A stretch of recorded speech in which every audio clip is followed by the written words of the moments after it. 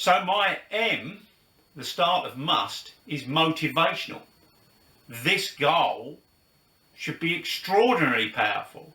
So powerful that it brings up images in all of our senses to create a this must become reality attitude.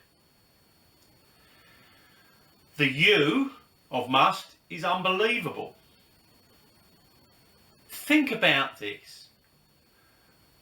If we want a goal and we haven't achieved it so far, it may be because some of the beliefs we hold about this goal.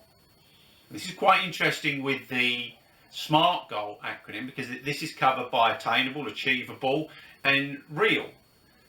And for me, those things hold us back because they leave us in possibly limiting beliefs that we have.